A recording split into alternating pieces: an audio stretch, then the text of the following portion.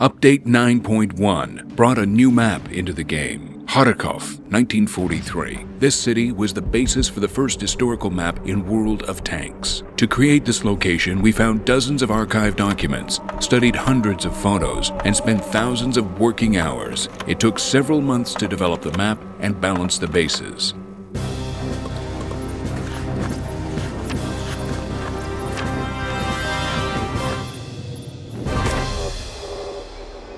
Most maps in World of Tanks have three main locations or routes of attack. In Kharkov, these are the square, the old city, and the center. This separation, however, is relative, and there are no distinctive borders between the directions.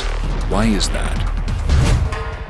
We wanted to pick just the right part of the city for the game, and this was our final choice. It features a complex network of streets and crossroads, allowing for dynamic fights and many different tactics. Thanks to the combination of open and closed spaces, long alleyways, and cramped blocks, the games on this map are very diverse. At any given moment, players can move to another flank and help their allies there. There are always several ways to continue the fight, and even if one team is outnumbered, they still have a chance to win.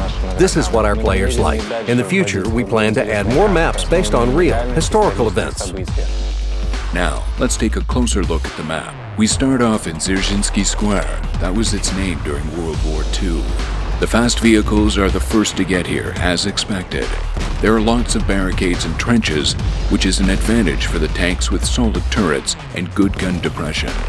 However, don't forget that artillery can sweep these spaces very well. Medium tanks usually take the square, while heavy tanks and destroyers go to the opposite sides of the Gazprom building and in the passages under it. These positions are well protected from the enemy's SPGs. What should be considered while playing on this flank?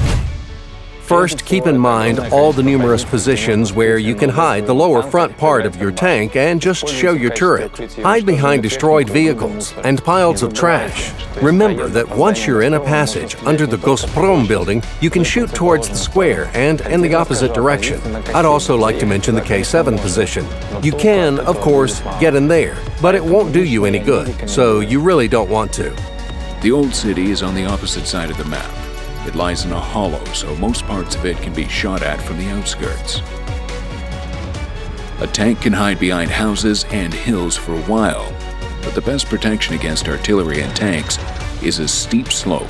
Once you're under it, it's fairly easy to control a chosen direction. If you're starting on the first base, this would be square C2. If you have some allies positioned there, you can cover them from C1, E2, and F2. If you're starting on the second base, the key point of this sector is C3. If you want to cover your allies, the best positions for this are C4, B4, and A5. Keep in mind that the old city is not a viable position unless your allies are covering you. If not, it's better to stay uphill and engage the enemy closer to your base. This sector is good for fast vehicles. It's not easy to play here. The majority of the flank can be shot both by artillery and the tanks in the center. However, you cannot abandon this sector because doing so will allow your enemies to get to your base from the rear. Most fights take place in the center of the map. Ruined city blocks with numerous passages and firing lanes are perfect for a dynamic fight. Curved streets and tall buildings make it hard for artillery to be effective. Pay close attention to the arches in the buildings. Not only do they allow you to shoot and be shot, but also to quickly flank an enemy.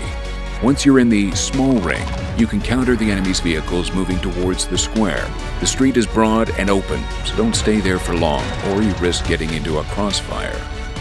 The most intense fights usually take place on the big ring, so this is the sector for heavily armored tanks. The armor, however, won't be of much help unless your allies cover the passages nearby. Oftentimes, the outcome of the battle depends on the fights in two blocks next to the big ring. Thus, while good shooting is important, you must also constantly analyze the situation on the minimap. Keep that in mind. There are many good positions on the map, too many to mention them all.